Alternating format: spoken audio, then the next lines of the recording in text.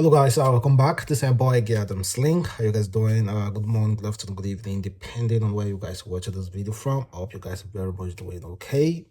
Firstly, this morning we're going to discuss mainly on the politics and the recent juicy news. And of course, you saw the title of this video: Uganda, USA versus China fighting over Nigeria. It's not as if they are literally fighting, but it seems like the USA are accusing the China of romancing Nigeria with loan. Romancing Nigeria with loan. Although I do not want to hear anything that has to do with loan, because taking loans is like you are leaving this body for the next generation to pay.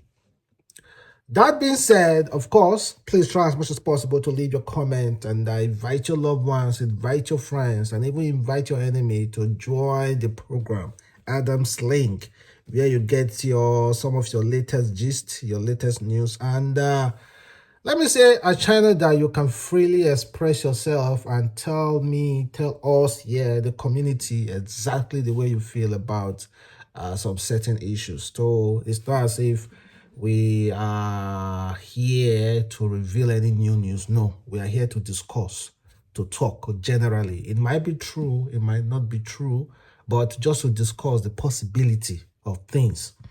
And meanwhile, let's firstly talk about Uganda. World Bank recently, pardon me to read the headline. They say World Bank says no more funding for Uganda over the country's strict anti-LGBTQ laws. No more funding Uganda over the country's strict anti-LGBTQ law. You know, the president of Uganda passed LGBTQ law recently, and one of the most, I'm trying to get the news. Okay, let me read from Vanguard. Vanguard said the World Bank has altered approval for the new public finance project in Uganda over the country adoption earlier this year of a widely criticized bill criminalizing same-sex conduct. Uganda Anti-Gay Homosexuality Act fundamentally contradicts the World Bank Group values. They say the moves comes after pressure from human rights organizations and members of the USA Congress to take a tougher line with Kampala over the law, which is among the harshest of its kind in the world. So Uganda law contained provision making aggravated homosexuality a capital offense.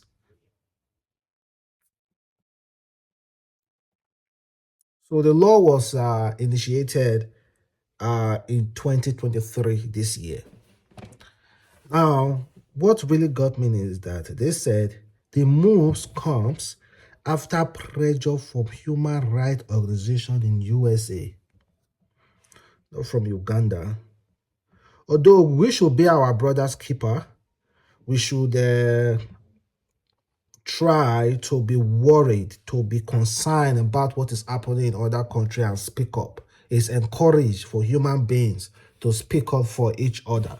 But also, we should also know that in some certain countries, they have their own historical way of living. They have their own religion, they have their own belief, and they have their own history. Like I've said before, nowadays, you cannot speak freely. You think freedom of speech is free, but no, it is not truly free. There's a way that I can talk now, before you know it, my YouTube account is gone, or maybe the views will be extremely going down, So there are some delicate matter, just allow the world to be the way the world wants to be. I don't want to talk. You shouldn't respond. You shouldn't not even say anything about it. But as a president of country, It's not the way that I'm going to that I will be thinking that he should be thinking. According to the president of Uganda, he said, "I want to inform everybody, starting with Ugandans, that Uganda will develop with or without loan. We do not need pressure from anybody to know how to solve problems in our society. They are our own problem. They are our own problem." Like I said before, you should be extremely careful. The World Bank, the World Bank. Well, let me know exactly how you feel about that. You're afraid to express yourself, but make sure your expression is constructive. Don't express yourself that will get my channel penalized or kind of like block your comment, because like I've said before, it's a really delicate issues. It's not just a mere issue out there that you can just pick on. You have to be extremely careful with your words, with the way you speak. If you talk anyhow, you see anyhow. You have to be careful because it's quite unfortunate. Like I've said before, freedom of speech is free, but it comes with expenses. It comes with a lot of expense. Well, let's move past that. Let's talk about the USA accusing China of romancing Nigeria with loans. USA accusing China of romancing Nigeria with loans. Let me make this clear, guys. Nigeria has the biggest economy in Africa. And not just only that, it's the most populous black nation in the world. And again, we have the resources to back that up. But unfortunately, for the bad government and what we have been, oil theft and everything, we are unable to leave the dependent for oil. That's why you see us things that are really setting us back. Let me make this clear first. And again, you might say Nigeria not being so outspoken concerning the recent move of the world, the new order of the world. That doesn't mean Nigeria is not an important nation. Nigeria is one of the most important nations in Africa. In Africa. Most important nation in Africa. So despite we are not fucking, we are playing both sides, we kind of like make other nations jealous, because if any, all those groups can tackle Nigeria, can get Nigeria fully on their own side, I think many other African nations will follow. So Nigeria is a very important country. Very, very important country. But I'm going to read this from Punch newspaper. It said the United States of America has said China has the potential to influence the Nigerian government through Chinese loan. This was stated in the Integrated Country Strategies document by the U.S. Department of State. The document was originally approved on April 6, 2022, but was reviewed and updated on June 23, 2023. According to the document, China offers subprime financing for various infrastructure projects in the country. Document read in part, meanwhile, China offer, okay, let me move past that a little.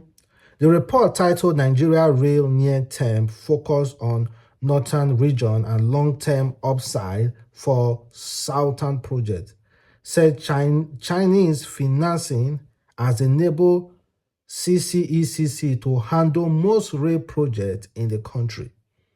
The report, however, listed other companies that were major players in Nigeria railway sector.